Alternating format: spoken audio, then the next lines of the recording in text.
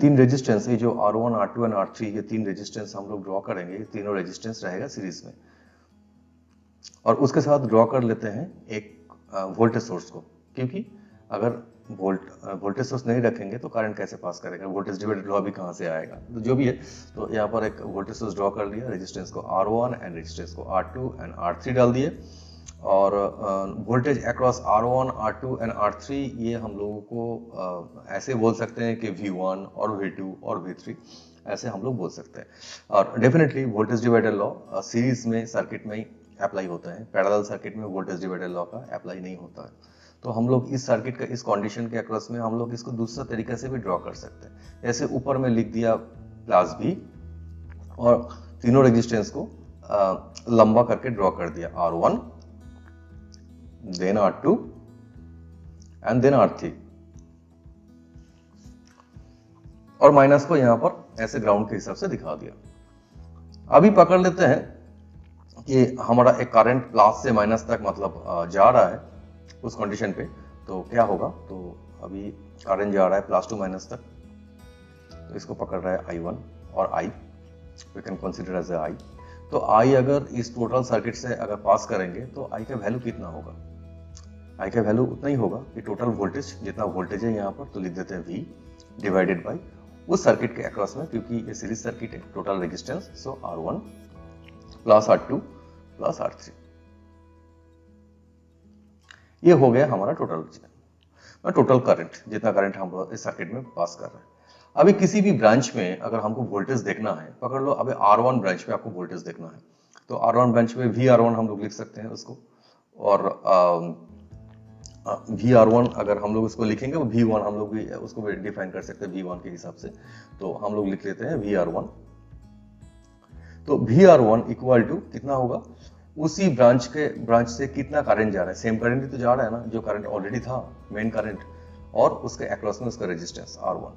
तो अभी I के जगह में वो टोटल करंट को लिख देते हैं, I equal to V divided by R1 plus R2 plus R3 into the resistance across which हम लोग जो जिसका अक्रॉस में मतलब वोल्टेज मेजरमेंट कर रहे हैं। तो वैसे ही अगर VR2 के अक्रॉस में भी देखेंगे तो VR2 के अक्रॉस में भी सेम करंट ही जाएगा, I इंटू R2। अभी उसके जगह में I के जगह में सेम लिख देंगे, V divided by R1 plus R2 plus R3 और मल्टीप्लाई बाई R2। वैसे ही अगर VR3 करेंगे तो उसको भी सेम लिखेंगे, VR3 equal to I into R3 V divided by R1 plus R2 plus R3 into R2। इसमें अगर तीनों इक्वेशन तुम देखोगे आप लोग मतलब, तो इसमें एक चीज तो कॉमन, मतलब काफी ज्यादा कॉमन एक फीचर्स मतलब दिखाई दे रहा है। टोटल वोल्टेज को हम लोग एक साइड में करते हैं और बाकी साइड में हमको अगर रेजिस्टेंस को रखते हैं तो V into R1 divided by R1 plus R2 plus R3।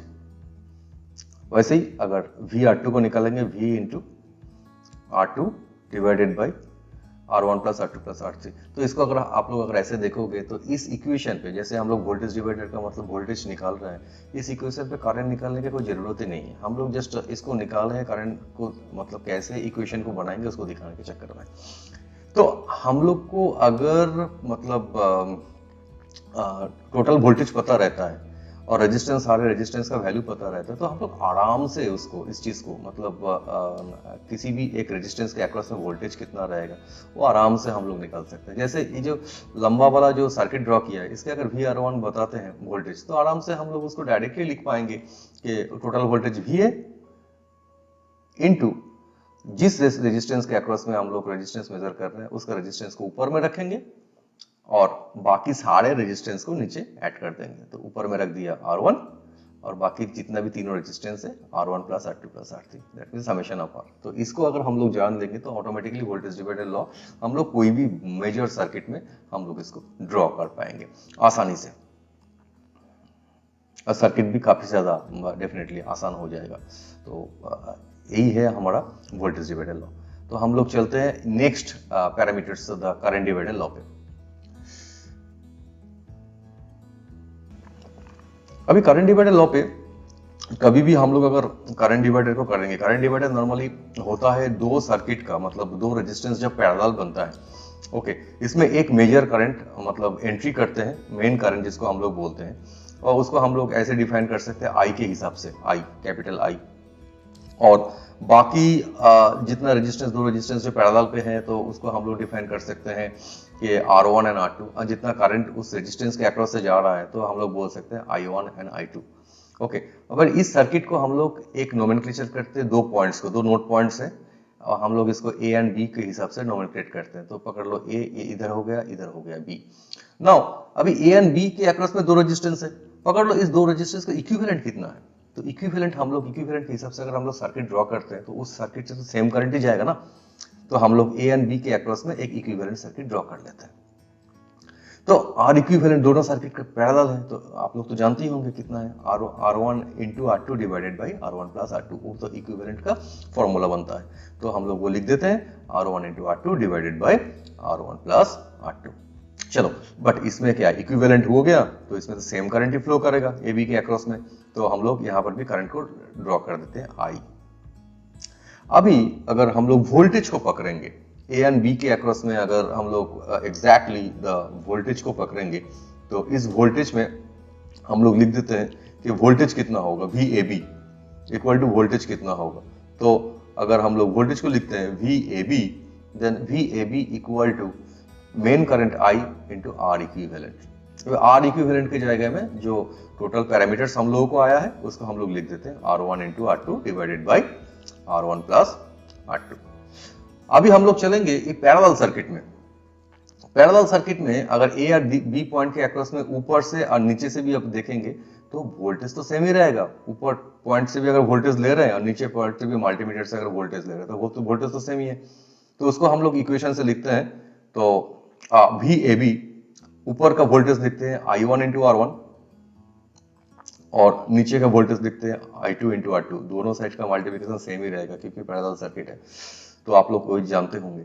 तो अभी इस जगह में ये जो इक्वेशन है इसमें भी नीचे का जो इक्विवेलेंट सर्किट के भी हम लोग वोल्टेज को लिख देते हैं, equation I into R1 into R2 divided by R1 plus R2। अभी I को अगर हमको निकालना है, I को निकालना है तो यहां से I रखेंगे और R1 कट हो जाएगा, तो ऊपर में आएगा I into R2 divided by R1 plus R2। वैसे ही अगर I2 को निकालना चाहते हैं तो लिखेंगे I2 equal to I into R1 divided by R1 plus R2। अभी आप लोग देख पा रहे हो कि कितना सिमिलरिटी मैच हो रहा है यहाँ पर। अगर यहाँ पर I मतलब यहाँ पर गलती से मैं I1 लिख दिया हूँ, ये होगा I2 है। ओके, तो I अगर I1 है तो वहां पर रेजिस्टेंस कितना हो रहा है, देखिए 2 हो रहा है। इधर पे 2 है तो रेजिस्टेंस कितना आ रहा है, I आ रहा है, मतलब जस्ट द ऑपोजिट। तो इसके लिए आपको कोई भी चीज जरूरत नहीं है, just you have to remember the formula. Formula क्या हो रहा है, कोई भी एक ब्रांच का करंट अगर निकालेंगे तो main current into opposite resistance divided by the total resistance of the parallel. अभी चलते हैं एक छोटा सा सर्किट बना के, उसको हम लोग सॉल्यूशन पे चलते हैं। सॉल्यूशन पे अगर इस सर्किट को अगर आसानी से कर पाएंगे तो मतलब फॉर्मूला भी दिमाग में रह जाएगा। तो ये हम लोग एक रेजिस्टेंस का दो रेजिस्टेंस डाल दिया यहाँ पर, एक को 2 ओम्स बोल दिए, एक को 3 ओम्स बोल दिए। मेन करंट जितना एंट्री हो रहा है इसको 5 एम्पियर बोल दिए। और अभी ये आई को हमको निकालना है। इस आई को निकालने के लिए हम लोग डायरेक्टली इस आई को लिखेंगे, that I equal to directly main current entry होगा। मेन करंट यहाँ पर आएगा, मेन करंट कितना है 5 एम्पियर है ना, तो 5 एम्पियर यहाँ पर बैठा देते हैं। आई 5 एम्पियर बैठाने के बाद आई जिस साइड से है उसका ऑपोजिट साइड का रेजिस्टेंस कितना है, 3 ओम है, तो 3 ओम को ऊपर लिख देते हैं क्योंकि 2 ओम वहां पर नहीं जाएगा, आई के करंट पे 3 ओम जाएगा, ऑपोजिट 3 ओम लिख देते हैं, दोनों रेजिस्टेंस को नीचे सम कर देते हैं। हो गया हमारा करंट का सॉल्यूशन। तो यही है, इतना आसान तरीका से हम लोग कोई भी पैरेलल सर्किट का करंट को आसानी से रिमेंबर कर सकते हैं। तो ये हो गया हमारा करंट डिवाइडर लॉ। इस लॉ को एक्चुअली कभी कभार प्रॉब्लम पे आते हैं, बट अगर कॉम्प्लिकेटेड सर्किट होता है तो ऑटोमेटिकली हम इसको आराम से उस सर्किट को इजीली, अगर इस वोल्टेज डिवाइडर लॉ और करंट डिवाइडर लॉ जानते हैं तो आसानी से इसको सॉल्व कर सकते हैं।